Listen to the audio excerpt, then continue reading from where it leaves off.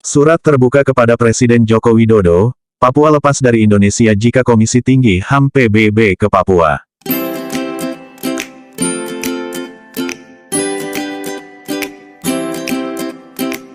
Pikiran Rakyat, Februari tanggal 14, 2022 jam 6:12 sore. Portal Papua, surat terbuka kepada Presiden Joko Widodo, Menteri Luar Negeri Retno Marsudi dan Prof. Mahfud MD Menko Polhukam RI. Kelompok masyarakat sipil Papua Pro Kemerdekaan sedang siapkan skenario untuk memanfaatkan momentum kunjungan Komisi Tinggi HAM PBB ke Papua. Skenario tersebut sedang dipersiapkan dan ULMWP sebagai lokomotif utama skenario politik tersebut.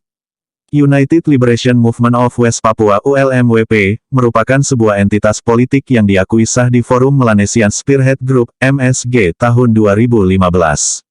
Meskipun bukan suatu negara, status keanggotaannya masih observer. Sejak tahun 2015, ULMWP tetap setia dengan agenda politiknya memerdekakan Papua.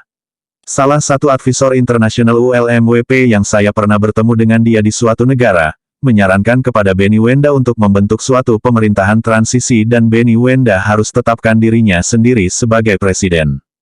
Nasihat advisor tersebut, karena hal tersebut merupakan salah satu prasyarat utama menjadi anggota penuh Full Members Forum MSG. Benny Wenda sudah mendeklarasikan diri sebagai presiden. Negara versi ULMWP telah diumumkan berdiri oleh Benny Wenda awal Januari 2022. Targetnya tahun ini ULMWP menjadi anggota penuh MSG. Agenda politik ULMWP versi Benny Wenda sudah tentu berbeda agenda Komisi Tinggi HAM PBB. Komisi Tinggi HAM PBB agendanya adalah memastikan setiap negara anggota memenuhi kewajibannya menjamin dan melindungi HAM setiap penduduknya. Ketika ada laporan tahunan yang masuk dari setiap negara di dunia tentang dugaan adanya tindak pidana terhadap kemanusiaan, kejahatan perang, genosida, dan agresi militari, yang terjadi kepada rakyatnya dan negara lalai atau tidak berdaya mencegahnya, maka Komisi Tinggi HAM PBB akan memberikan rekomendasi kepada Dewan Keamanan PBB untuk menggerakkan kekuatan militer untuk melakukan intervensi kemanusiaan. Sebelum rekomendasi Komisi Tinggi HAM PBB dikeluarkan, Komisi akan meminta klarifikasi administrasi dan faktual terhadap negara yang bersangkutan. Ada banyak negara yang Komisi pada tahun 2022 ini sedang meminta klarifikasi dan informasi tentang laporan dugaan tindak pidana kejahatan terhadap kemanusiaan, termasuk meminta klarifikasi negara Indonesia dalam kasus Papua. Komisi Tinggi HAM PBB setiap tahun telah menerima informasi dan klarifikasi administrasi dari dugaan tindakan kejahatan terhadap kemanusiaan oleh aparat keamanan terhadap warga Papua. Namun Komisi belum bisa secara langsung melakukan klarifikasi faktual di Papua karena surat yang disampaikan kepada pemerintah Indonesia belum mendapat respon izin.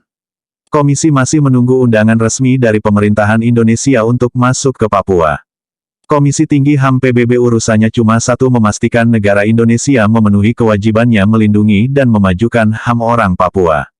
Komisi Tinggi HAM PBB tidak memiliki agenda politik dan tidak mendukung agenda politik ULMWP atau OPM yang ingin Papua merdeka lepas dari NKRI.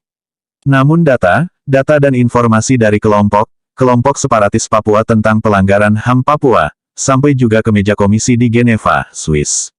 Isu tentang kedatangan Komisi Tinggi HAM PBB sudah berembus kencang di Papua. Pembentukan panitia penyambutan Komisi Tinggi HAM PBB oleh ULMWP dan para pendukungnya di Papua sedang dilakukan. Tindakan ULMWP ini bentuk propaganda dan provokasi terhadap keamanan negara. Papua akan kembali membara. Kedatangan komisioner HAM PBB di Papua hanya akan menjadi trigger yang memicu pertumpahan darah sesama anak bangsa. Perang terbuka dengan aparat keamanan di Papua sedang diskenariokan terjadi di kota Jayapura dan Wamena. Kekerasan berdarah direncanakan terjadi di depan mata para komisioner HAM PBB. Momentum kedatangan komisioner HAM PBB di Papua akan dimanfaatkan semaksimal mungkin untuk menarik simpati dan dukungan internasional terhadap kemerdekaan Papua. Beberapa orang Papua sudah siap ditembak mati di depan mata para komisioner HAM PBB. Mereka yang siap ditembak sudah berkesimpulan. Daripada kami ditembak mati di hutan Dugama, Intan Jaya, Puncak dan Puncak Jaya, lebih bernilai dalam perjuangan Papua merdeka jika kami ditembak mati aparat keamanan kolonial TNI Polri di depan mata komisioner HAM PBB. Petik 2. Papua memang dalam ancaman lepas dari Indonesia jika pemerintahan Presiden Jokowi keliru membaca modus tekanan komunitas internasional terhadap Indonesia untuk membuka akses kunjungan Komisi Tinggi HAM PBB. Saran konkretnya kepada Presiden Jokowi, Ibu Retno Marsudi Menteri Luar Negeri dan Prof.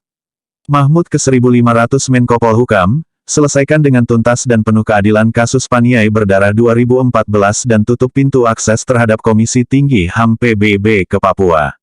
Terlalu beresiko Papua lepas dari Indonesia jika Komisi Tinggi HAM PBB dikasih akses ke Papua.